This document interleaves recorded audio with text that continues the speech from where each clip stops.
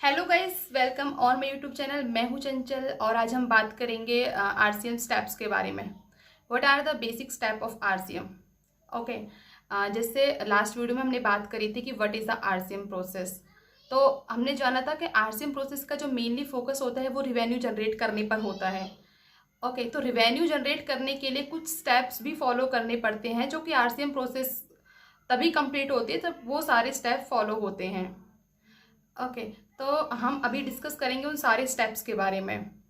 तो हमारे पास 10 स्टेप्स हैं जो कि फॉलो करने होते हैं आरसीएम प्रोसेस में। ओके, तो सबसे पहला स्टेप है हमारे पास रजिस्ट्रेशन। ओके, रजिस्ट्रेशन में क्या होता है गाइस, जैसे कि पेशेंट आता है डॉक्टर के पास ट्रीटमेंट लेने के लिए, हॉस्पिटल में जैसे ही आता है पेशेंट, तो उसको ना एक रजिस्ट्रेशन फॉर्म दे दिया जाता है जिसमें कि पेशेंट को अपनी डिटेल भरनी होती है। तो बेसिकली वो एक रजिस्ट्रेशन फॉर्म होता है जिसमें कि पेशेंट को अपनी डिटेल भरनी होती है कि लाइक उसका नेम है, क्या उसका एड्रेस है, क्या उसका फ़ोन नंबर है और किसके रिगार्डिंग उसको ट्रीटमेंट चाहिए। राइट, तो उसको सारी एक डिटेल भरनी होती है, उसी को एक रजिस्ट्रेशन बोलते हैं। और जो ये रजिस्ट्रेशन होता है ये ओनली न्यू पेशेंट्स का होता है, क्योंकि ओल्ड पेशेंट का जो डेटा होता है वो तो ऑलरेडी रिकॉर्डेड होता है सिस्टम में, हेल्थ केयर ऑर्गेनाइजेशन की सिस्टम में ऑलरेडी रिकॉर्डेड होता है वो डेटा पुराने पेशेंट का। तो रजिस्ट्रेशन जो होता है वो ओनली न्यू पेशेंट के लिए ही होता है। ठीक है, ये इसका फर्स्ट स्टेप था आरसीएम प्रोसेस का। सेकंड स्टेप आता है इसका insurance eligibility and insurance verification. Okay, जब पेशेंट का रजिस्ट्रेशन हो जाता है उसके बाद बात आती है कि इंश्योरेंस को वेरीफाई करना कि जो भी इंश्योरेंस है पेशेंट के पास वो एक्टिव है कि नहीं है। बेसिकली उसकी कवरेज चेक करना। ओके, कि वो एलिजिबल है कि नहीं है। तो मेडिकल बिलिंग कंपनीज में जो काम करते हैं वो जो इंश्योरेंस वेरीफाई कैसे करते हैं, या तो किसी वेबसाइट से जाके इंश्योरेंस की एलिजिबिलिटी चेक करते हैं कि इंश्योरेंस एलिजिबल है कि नहीं है, या फिर डायरेक्ट इंश्योरेंस कंपनी को कॉल करके पता करते हैं कि इंश्योरेंस एलिजिबल है कि नहीं है। ठीक है, उस पर्टिकुलर सर्विसेज को लेने के लिए जो है इंश्योरेंस एक्टिव है या उसका जो इंश्योरेंस है वो इनएक्टिव है, तो इससे इंश्योरेंस वेरीफाई हो जाता है। ओके, तो इसी टाइम पर पता चल जाता है कि जैसे पेशेंट को कोपे, को इंश्योरेंस या डिडक्टिबल का कितना अमाउंट देना पड़ेगा, ये भी इंश्योरेंस वेरिफिकेशन के टाइम पे पता चल जाता है। राइट, तो एक इसी में सेकंड स्टेप होता है कि प्री ऑथराइजेशन। तो प्री ऑथराइजेशन जो टर्म आती है वो इसलिए आती है कि जब पेशेंट आता है ट्रीटमेंट लेने के लिए तो हो सकता है कुछ जो सर्विसेज हैं वो उसके जो है कवरेज में कवर ना हो। राइट, तो कुछ सर्विसेज के लिए इंश्योरेंस कंपनी से प्री ऑथराइजेशन लेनी पड़ती है। उससे पहले पूछा जाता है कि ये अगर पेशेंट इस ट्रीटमेंट को लेता है तो क्या ये सर्विस कवर होगी या नहीं होगी। अगर वो सर्विस कवर होती है तो बहुत अच्छी बात है कि इंश्योरेंस जो है पे कर देगा उस पर्टिकुलर सर्विस के लिए। राइट, अगर सर्विस कवर नहीं होती है तो पेशेंट को उसका पैसा देना पड़ेगा। इसलिए पेशेंट की जो है मतलब इसका प्री ऑथराइजेशन ली जाती है इंश्योरेंस कंपनी से, ताकि जो पेशेंट को है क्लियर रहे कि उसकी ये सर्विस कवर रहेगी कि नहीं रहेगी।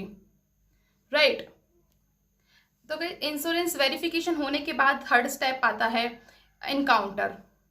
ओके, बेसिकली एनकाउंटर में क्या होता है कि इंश्योरेंस जब वेरीफाई हो जाता है तो पेशेंट आता है डॉक्टर के पास डायरेक्ट। ठीक है, तो वो डॉक्टर से बात करता है अपनी डिजीज़ के बारे में कि क्या उसको डिजीज़ है। डॉक्टर उसको प्रिस्क्रिप्शन देता है, उसको मेडिकेशन प्रोवाइड करता है। तो उन दोनों के बीच में जो भी बातें होती हैं पेशेंट और डॉक्टर के बीच में, वो सारी कन्वर्सेशन एक ऑडियो या एक वीडियो की फॉर्म में रिकॉर्ड की जाती है। राइट, वो सारी एक रिकॉर्ड की जाती है। तो ये आता है इनकाउंटर के अंदर, इनकाउंटर टर्म के अंदर। ओके, क्योंकि जो भी उनकी जो बातें होती हैं वो ऑब्वियसली क्लेम को सबमिट करने के लिए आगे काम आने वाली हैं, तो इसलिए वो ऑडियो या वीडियो की फॉर्म में वो रिकॉर्ड होती है। ओके, तो इसका जो फोर्थ स्टेप आता है वो होता है ट्रांसक्रिप्शन। ठीक है, तो जो भी डॉक्टर और पेशेंट के बीच जो भी कन्वर्सेशन हुई थी वो एक ऑडियो या वीडियो की फॉर्म में वो रिकॉर्डेड है। अब उस ऑडियो या वीडियो की फॉर्म में से सुनकर वो एक स्क्रिप्ट तैयार की जाती है। ठीक है, एक स्क्रिप्ट तैयार की जाती है जो भी उसको लाइक एक मेडिकल एक तरीके से एक पूरा फॉर्म पर वो सारी जो चीज़ है वो पूरा उतार दी जाती है कि क्या पेशेंट की हिस्ट्री थी डिजीज़ की, क्या उसको डिजीज़ थी, है ना, क्या उसको डॉक्टर ने उसको ट्रीटमेंट दिया है, एक पूरी स्क्रिप्ट तैयार कर ली जाती है। क्योंकि जो भी अगर आगे अब बात करेंगे इससे कोडिंग की, ठीक है, तो इसमें ट्रांसक्रिप्शन में यही होता है कि स्क्रिप्ट तैयार हो गई, अब ये आगे के लिए प्रोसेस होगी, है ना। इसके बाद नेक्स्ट स्टेप आता है coding, 5th point, right. Coding में क्या होता है कि कोडिंग में जो कोडर होता है, एक बंदा होता है, वो क्या करता है, जो भी ट्रांसक्रिप्शन में जो स्क्रिप्ट तैयार की गई थी वो उस पूरी स्क्रिप्ट से रीड करता है कि पेशेंट को क्या डिजीज थी, क्या प्रॉब्लम थी, और वो हर एक उसके अकॉर्डिंग क्या उसने डॉक्टर ने उसको प्रिस्क्रिप्शन दिया है और क्या डिजीज थी, उसके लिए वो एक ना कोड की फॉर्म में कन्वर्ट कर देता है उस बीमारी को और उस इलाज को, राइट। क्योंकि जो पूरा एक स्क्रिप्ट जो तैयार होती है मेडिकल कंडीशन की, वो जो स्क्रिप्ट होती है वो काफ़ी बड़ी होती है, लेंदी होती है, तो उसको पढ़ना इतना इजी नहीं होता है बिलिंग के टाइम पे, तो उसको ना एक कोड की फॉर्म में कन्वर्ट कर दिया जाता है, राइट। क्योंकि कोड की फॉर्म में अगर उसको कन्वर्ट कर दिया जाएगा तो वो रीड करने में इजी होगा। तो ये आता है मेडिकल कोडिंग के अंदर कि जो पूरी एक स्क्रिप्ट तैयार की गई थी मेडिकल रिकॉर्ड की, उसको कोड की फॉर्म में कन्वर्ट कर देना। ओके, तो मेडिकल कोडिंग के बाद आता है चार्ज क्रिएशन। ओके, जब मेडिकल सर्विस को एक कोड दे दिया जाता है तो उस कोड के अगेंस्ट एक चार्ज भी दिया जाता है कि इस सर्विसेज का, पर्टिकुलर सर्विस का इतना चार्ज है, राइट। एक अमाउंट फिक्स कर दिया जाता है। तो जब वो अमाउंट फिक्स होने के बाद ही जो है क्लेम जाता है इंश्योरेंस कंपनी को जाता है। तो जो चार्ज है ये भी ना एक्यूरेट बिल्कुल होता है, ताकि एक्यूरेट बिलिंग हो सके। लाइक पहले से डिसाइड होता है कि इस पर्टिकुलर सर्विस के लिए इतना चार्ज जाना चाहिए, तो उसी हिसाब से जो है कि चार्ज उसमें एंटर किया जाता है, ठीक है। ये आता है चार्ज क्रिएशन, मतलब चार्ज क्रिएट हो गया गाइस। इसके बाद आता है कि चार्ज सबमिशन, जिसको हम क्लेम सबमिशन भी बोलते हैं, ठीक है। कोडिंग हो गई, चार्ज भी क्रिएट हो गया, अब आता है चार्ज सबमिशन और क्लेम सबमिशन की बारी आती है। अब जो है क्लेम पूरा तैयार हो गया, उस क्लेम को अब सबमिट करना है इंश्योरेंस कंपनी के पास, ठीक है। ये जो इंश्योरेंस कंपनी के पास जो क्लेम जाता है, ये जाता है through EDI, electronic data interchange, right. जैसे क्लियरिंग हाउस बोल सकते हैं, जैसे जो क्लेम जो सबमिट होगा वो क्लियरिंग हाउस के थ्रू होता है।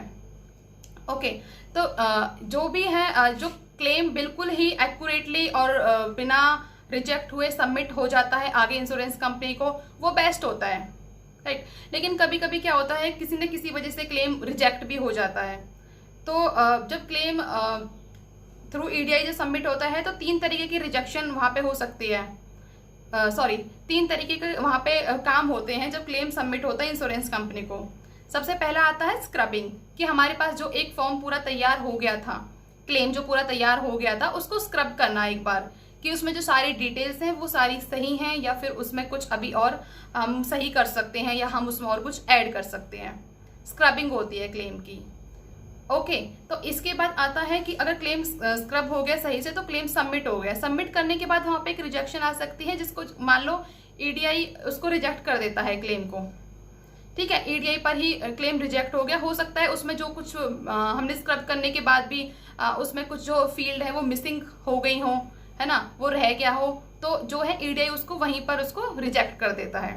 तो उस टाइम पे उस रिजेक्शन को सही भी करना होता है और क्लेम को रीसबमिट भी करना होता है, ठीक है। इसमें दूसरे तरीके की जो एक रिजेक्शन आती है वो होती है पेयर से रिजेक्शन, ठीक है। तो मान लो EDI ने क्लेम एक्सेप्ट कर दिया लेकिन पेयर ने वहां से क्लेम रिजेक्ट कर दिया, है ना। वो भी किसी भी वजह से हो सकता है कि जो भी इंश्योरेंस की जो भी इंफॉर्मेशन थी, ओके, तो वो इंफॉर्मेशन सारी सफिशिएंट नहीं है, तो इंश्योरेंस उस क्लेम को रिजेक्ट भी कर देता है वहां से, तो वो पेयर रिजेक्शन में आ जाता है। ओके, तो पेयर रिजेक्ट के बाद भी क्लेम को सही करके सबमिट कर सकते हैं। तो बेसिकली अभी हम डिनाइल पर नहीं पहुंचे, डिनाइल से पहले भी रिजेक्शंस के ये स्टेप होते हैं, इनको भी फेस करना पड़ जाता है अगर क्लेम को एक्यूरेटली सबमिट नहीं किया गया या कुछ उसमें अभी रह गया है, लैक ऑफ इन्फॉर्मेशन हो गई है जैसे, तो रिजेक्ट भी हो जाता है क्लेम। ओके, तो ये सारे रिजेक्शंस पे काम करने के बाद जो है क्लेम सबमिट हो जाता है प्रॉपरली इंश्योरेंस कंपनी के पास। ओके, तो क्लेम सबमिट होने के बाद जो नेक्स्ट स्टेप आता है वो आता है पेमेंट पोस्टिंग, राइट।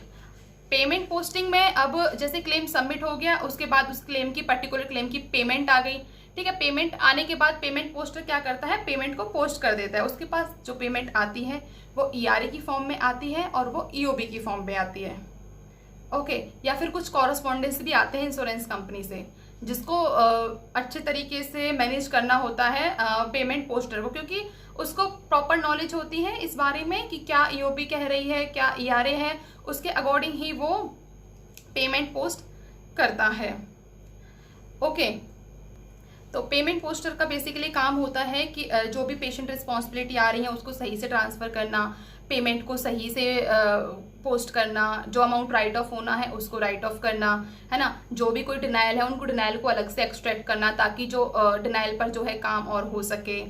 ओके, तो पेमेंट भी एक्यूरेटली पोस्ट होनी चाहिए, क्योंकि पेमेंट एक्यूरेटली पोस्ट अगर नहीं होगी तो बहुत सारी प्रॉब्लम्स हो सकती है। मान लो अगर उसने पेशेंट को गलत अमाउंट भेज दिया तो वो भी पेशेंट के लिए बेकार है, क्योंकि वो पेशेंट को अगर ज़्यादा कम अमाउंट चला गया तो उसमें भी प्रोवाइडर और पेशेंट के लिए कन्फ्लिक्ट, उसके लिए प्रॉब्लम्स क्रिएट हो जाती हैं। ठीक है, तो पेमेंट पोस्टर की रिस्पॉन्सिबिलिटीज होती हैं जो है पेमेंट को वो सही से पोस्ट करें। ओके, क्योंकि जो सारी रिपोर्ट्स निकलती हैं, कितना रेवेन्यू जनरेट हुआ है, कितना नहीं हुआ है, वो भी बेसिकली पेमेंट पोस्टिंग भी के ऊपर भी बहुत ज़्यादा वो डिपेंड होती है कि कितनी अच्छी पेमेंट, कितनी सही से पेमेंट पोस्टिंग हुई है, तो जो है रिपोर्ट्स वो भी एक्यूरेटली वो निकल पाएंगी। ठीक है, तो जो है पेमेंट पोस्टर का भी एक मेन रोल होता है। उसके बाद आता है डिनाइल मैनेजमेंट। ठीक है गाइस, जैसे कुछ पेमेंट तो आ गई डायरेक्टली और वो पोस्ट हो गई सिस्टम में, लेकिन कुछ जो क्लेम्स हैं वो डिनाइल हो गई किसी भी रीजन से। ओके, तो जो अभी जो डिनाइल आए हैं, तो जो डिनाइल हैंडलर है, डिनाइल्स पर जो काम करता है, वो क्या करता है कि देखता है किस तरीके के डिनाइल आए हैं इंश्योरेंस कंपनी से, उन डिनाइल को वो सही करने की कोशिश करता है, उनको सही करता है और वापस इंश्योरेंस कंपनी को वो सबमिट करता है। ओके, और वो ऑब्जर्व करता है कि ये किस तरीके की ये डिनाइल थे, ताकि वो रिकॉर्ड मेंटेन करके रखता है कि अगर इस तरीके का डिनाइल आया है ये किस वजह से आया है, ताकि आगे ये डिनाइल ना आए और जो डिनाइल है वो कम से कम हो। ओके, तो डिनाइल मैनेजमेंट वो ठीक से करता है ताकि कम से कम डिनाइल हो सके हमारे प्रोसेस में, राइट। इसके बाद आता है AR फॉलोअप। गाइज, कुछ जैसे डिनाइल्स पर काम हो जाता है, उसके बाद भी अब जैसे हमारे पास कुछ डेटा बच जाता है जिसकी पेमेंट नहीं आती है किसी भी रीजन से, तो AR जो होता है, AR की भी बेसिकली मेडिकल बिलिंग की फील्ड में एक अलग से एक जॉब है। ठीक है, जैसे AR पर वो काम करते हैं, तो उनका काम होता है कि ज़्यादा से ज़्यादा पेशेंट की पेमेंट जो है मिल पाए। ओके, तो वो जो डेटा होता है वो देखते हैं कि जैसे किसी पर्टिकुलर क्लेम की जो पेमेंट है वो क्यों नहीं आई है। ओके, वो देखते हैं, या फिर जो पर्टिकुलर कोई क्लेम है वो डिनाइल हुआ है और डिनाइल पर काम हुआ है कि नहीं हुआ है, तो उस डिनाइल को भी वो सही से सबमिट करवाते हैं। और जो पेशेंट की कुछ इन्फॉर्मेशन अगर मिसिंग होती है वो इंश्योरेंस कंपनी को प्रोवाइड करते हैं।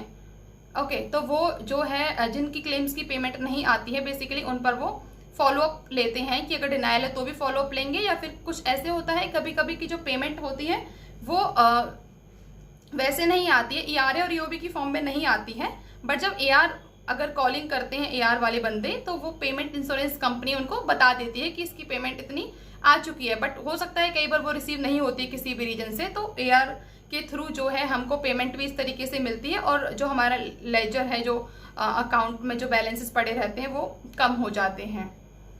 ओके, इसके बाद एक होता है कि जब ये सारे काम हो जाते हैं, एक ना रिपोर्ट्स भी मेंटेन की जाती है कि कितना रिवेन्यू जनरेट हुआ है, लास्ट ईयर कितना हुआ था, इस ईयर कितना हुआ है। ठीक है, वो सब देखने के लिए एक रिपोर्ट भी जनरेट की जाती है। तो ये हमने सारे 10 स्टेप RCM के जो हैं हमने डिस्कस कर लिए हैं। ये स्टेप होते हैं, अगर ये स्टेप बाय स्टेप सारी जो प्रोसेस फॉलो होती है तभी बोल सकते हैं कि RCM की जो पूरी प्रोसेस है वो कंप्लीट हुई है ना, और एक्यूरेट बिलिंग हुई है और पेमेंट आई है। ओके, तो ये सारे स्टेप फॉलो करने होते हैं एक RCM प्रोसेस को कंप्लीट करने के लिए। ओके, तो गाइज नेक्स्ट वीडियो में हम बात करेंगे DX और CPT कोड के बारे में।